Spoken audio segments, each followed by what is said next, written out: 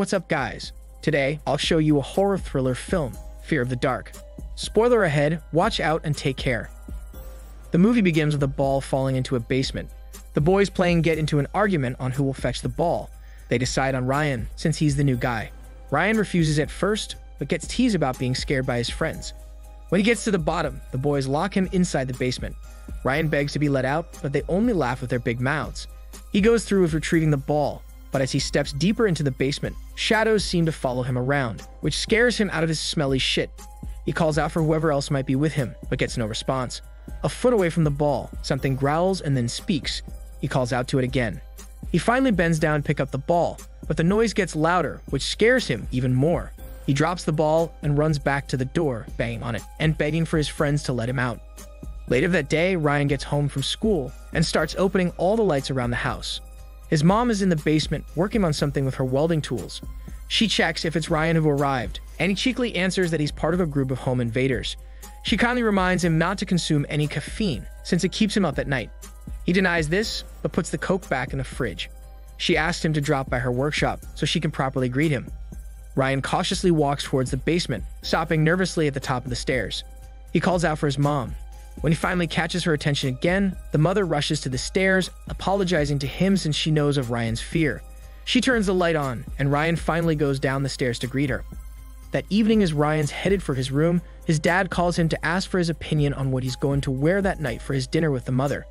Ryan stops for a moment by the door when he hears a girl's voice in the room of his older brother, Dale.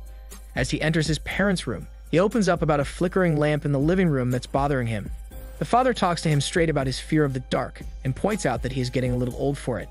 But after seeing Ryan's deflated look, the father backpedals and agrees to fix it first thing in the morning. But he soon gives in and promises to fix it before they leave. Ryan smiles and agrees. As the father resumes getting ready, Ryan asks if he would get a dog that could hide under his bed. The father asks what brought this about, since they've already discussed the fact that Ryan's allergic to dogs.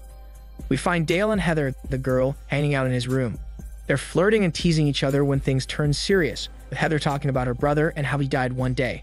To distract her from her thoughts, Dale offers to teach her how to play the guitar, which Heather agrees to. We then find Ryan spying on them like a peeping Tom outside Dale's door. Before things can get serious between the two, they hear Ryan giggling outside. Dale threatens Ryan, but Heather tells him that it's alright, since she has to go to work anyway.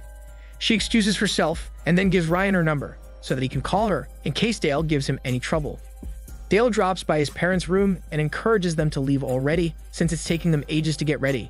He mentions that they've let Ryan's condition keep them like prisoners in their own homes, which Ryan overhears since he's just standing outside their parents' door. Obviously, they'd all think that Ryan's fear of the dark is just a childish thing that he should have outgrown already. The three get into a small argument, with Dale and his father agreeing with each other and only the mother defending Ryan. Upset, Ryan heads over to his room to stare at himself in front of the mirror. He touches his shirt to reveal a large gash on his left shoulder, which he had gotten when some monster visited him in the dark. Dale notices it and assumes that it's because of a bully. Ryan is angry since he was spying and asks him to promise not to tell their parents. He tries to reassure Ryan that he can talk to him about anything, but Ryan is still dismayed with what he heard Dale tell their parents earlier. Much later, the couple finally say their goodbyes to the boys. Dale accompanies them to the door while they give him last-minute instructions, and Ryan pretends not to hear that his father's reminders are mostly about him and his condition. As they're leaving, the father reminds the mother what they often tell Ryan: there's nothing there in the dark that isn't there in the light.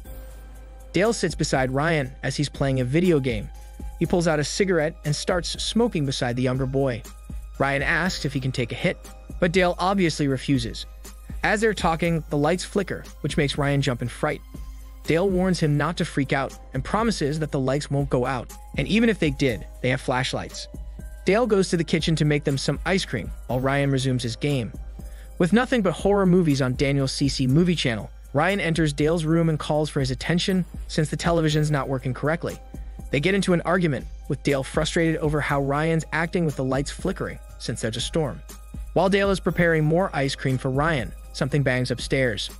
Ryan asks his brother what it was, and he guesses that something may have just fallen down somewhere in the house. He suggests they don't watch Daniel's CC channel anymore, since there are nothing but totally bullshit horror movies which don't help improve Ryan's condition. To comfort Ryan, they enter their parents' room to make sure that nothing and no one's inside the house. He jokes about something being under the bed, which freaks Ryan out. He He then moves on to the closet, but of course, nothing's inside. They then move on to Ryan's room. This time, however, when Dale opens Ryan's closet door, he sees for a brief second a figure about to jump from the shadows. He panics for a minute, then convinces Ryan to take a step back and think of the next room where they have to check for monsters. As they're walking down the hallway, the lights finally go out and Dale has a difficult time calming Ryan down. This time something in the shadows makes its move toward the siblings, and only Ryan can see it. After a minute of talking, Ryan calms down enough not to be frozen on the spot. Dale goes to the attic to retrieve lights they can use.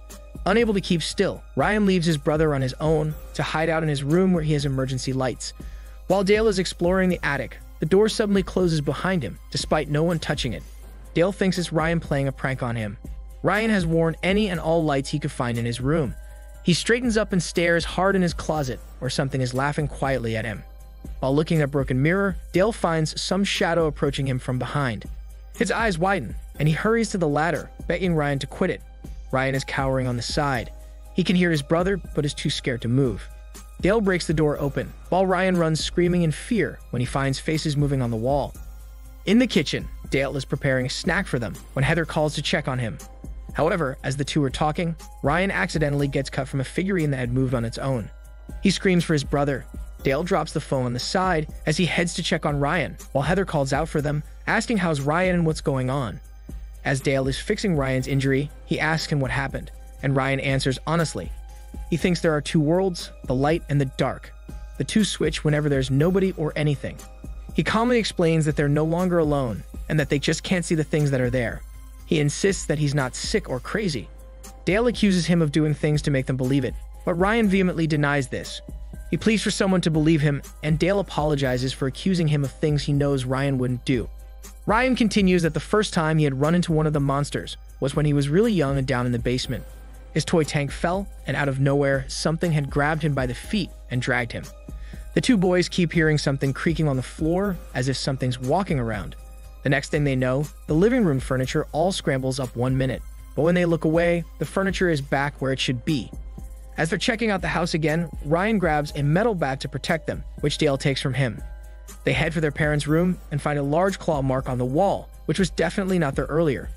They hear knocking from the front door of the house, and Dale decides to check it out. He asks Ryan to wait for him in their parents' room. Dale checks out the front door, but finds nothing waiting there. On the other hand, Ryan curls up on the floor in fear, waiting for his brother to come back. Dale continues on his search to make sure that there's nothing and no one in the house aside from him and Ryan. The lights flicker, as if about to light up again, which makes Ryan brave enough to step out of the hallway. However, the ghosts seem to be waiting for him there. He screams for his brother, but Dale can't hear him. The ghosts make their way to Ryan, but disappear as soon as the lights briefly return. For a moment, Ryan thinks he's safe until the lights go out again, and something's shaking him by the neck. It's his brother, but Ryan can only see the face of the ghost, so he pushes his brother away and runs. After catching up to him, Dale comforts Ryan before the both of them stop to stare at a shadow standing in the closet. Dale goes up to the closet to make sure that nothing's there. He closes it, then finds Ryan hiding under the blanket, shaking in fear. He crawls under as well to accompany the younger boy. Ryan knows his brother saw what he saw, even though his brother refuses to admit it. Ryan tells him that nothing can touch them, as long as they're under the covers.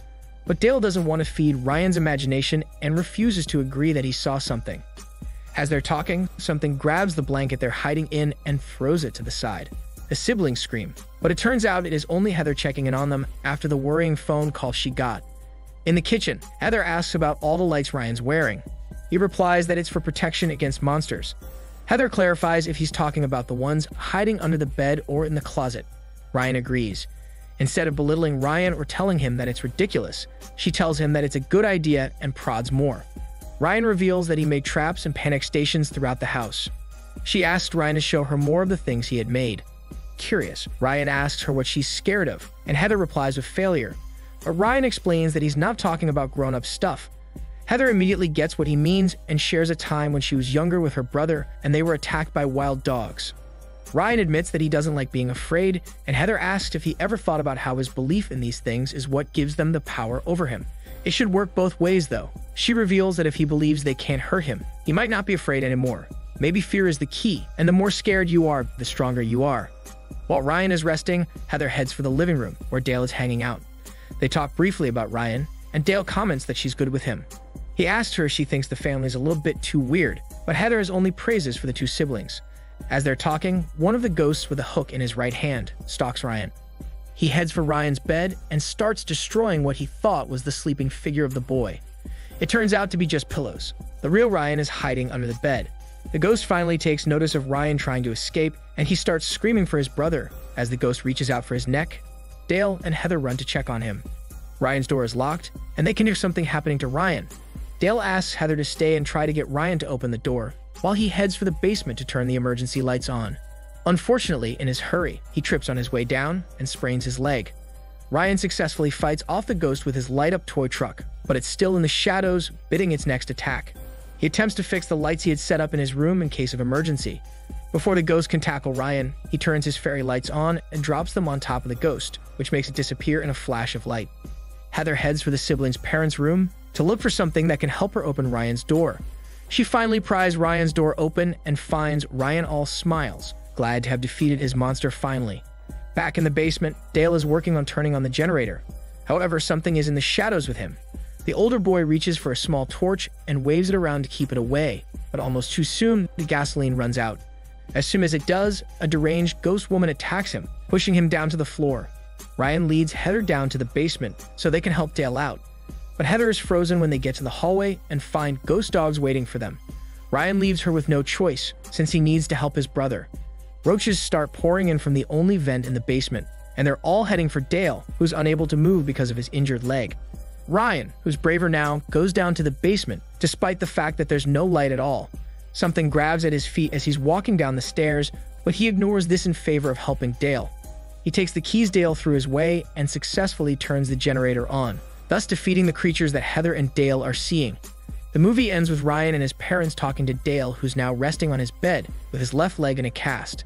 The family then leaves, with Ryan offering to keep the lights on for his brother. Embarrassed, he asks Ryan to turn it off. However, it seems Dale has gotten Ryan's fear since he goes to check under his bed, not knowing that the ghost is standing by his door. This is Daniel's CC Movie Channel. Stay safe and enjoy your day.